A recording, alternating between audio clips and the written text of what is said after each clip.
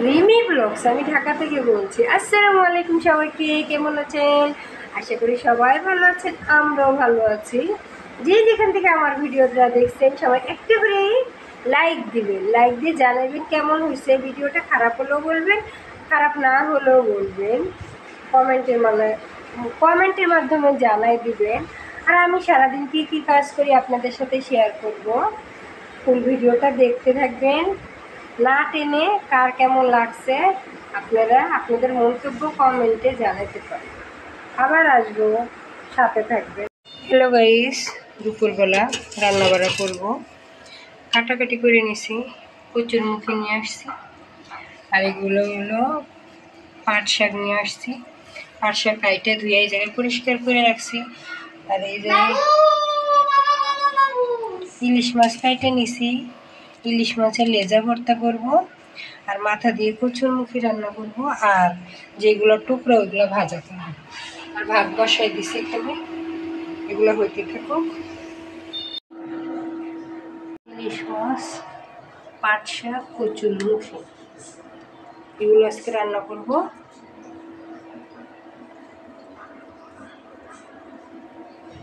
আর ভাত ওই জায়গায় হইতেছে।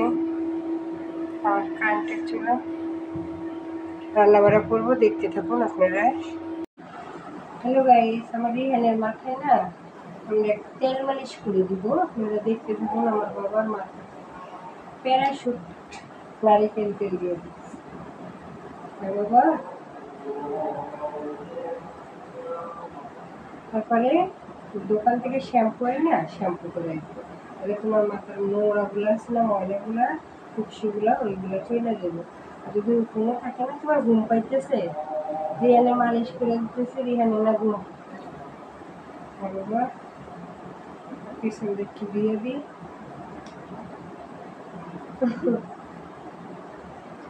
আপনারা এইভাবে ছেলে মাথায় তেল দিয়ে দিতে পারেন যদি মাথায় খুশি হয়। পরে আবার আসবো, সাথে থাকবেন, দেখতে থাকবেন। হ্যালো গাইজ, দেখুন ঘরের অবস্থা কি। আমার শ্বশুর এইমাত্র ঘুম থেকে উঠে গেছে, এখন এই ঘরটা গুছাইব, পরিষ্কার করব, যেই জায়গার জিনিস ওই জায়গায় রাখবো। আর ঘর গুছানোর আগে কেমন আর গুছানোর পরে কেমন। হ্যালো গাইজ, আবার চলে আসলাম। সুন্দর করে পরিপাটি করে ঘর মুছা পরিষ্কার করে টেবিলটা গুছাইছি। এই জায়গায় একটা জায়নামাজ রাখছি, সব সময় থাকে। যে সোফাটা ক্লিন করছি, বিছনার চাদর গুছাইছি। রিহানকে এখন ভাত খাওয়াইলাম। এই যে রিহান,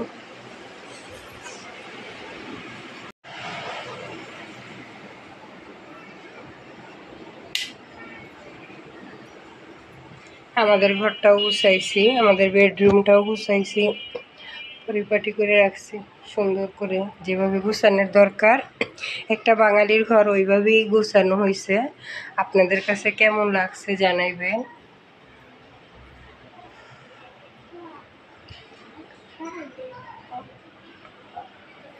রান্না বান্না করছি, কিছুটা বাকি আছে, আর আপনাদের সাথে ওদের পরিচয় করে দেই। ওটা টম এন্ড জেরি, আর এটা মিঠি আর পাখি, মিঠি পাখি।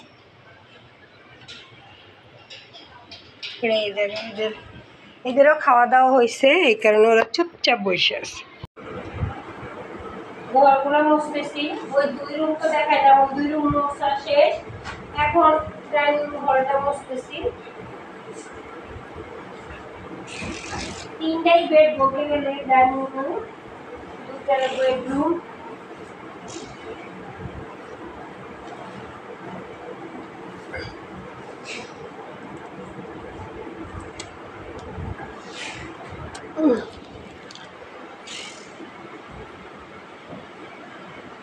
ব্যাক ক্যামেরায় দেখাই।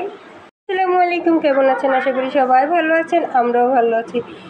দেখুন ডাইনিং হলটা এইভাবে গুছানো হয়েছে, মোছা হয়েছে, পরিষ্কার করা হয়েছে। আর এই ফুল গাছটা এই জায়গায় রাখা হয়েছে। আর যাও,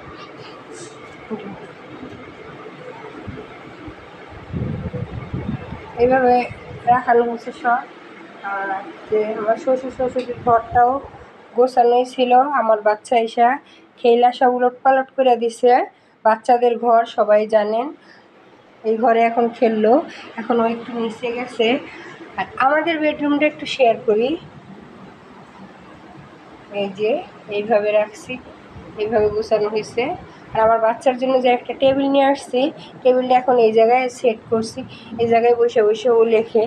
আর আমি পর্দাগুলো যে আনছি গাইস, এইভাবে এই জানালায় একটা রাখছি, এই জানালায় একটা লাগাইছি, মানে দুইটা নিয়ে আসছি, তো দুইটা এই জায়গায় সেট। এই যে চলে আসলাম ঘরটার মুছে। আবার রিহানি গাছটা এই জায়গায় রাখছে, আর এই জায়গায় রোহান ঘুমায়, মাঝে মধ্যে রোহান খেলাধুলা করে। ডাইনিং স্পেসটা কেমন হয়েছে গোছানো কমেন্ট করে সবাই জানাবেন। এই আমাদের মহিলাদের এই কাজ, যারা গৃহিণী তারা ঘর গোছানো, ঘর মোছা রান্না বাড়া করে, এইগুলাই করে। আর আমার বাচ্চার টেবিলটা কোথায় রাখছি আপনাদের সাথে শেয়ার করি নাই, এই যে এই জায়গায় রাখছি, ও এই জায়গায় বসে বসে লেখে।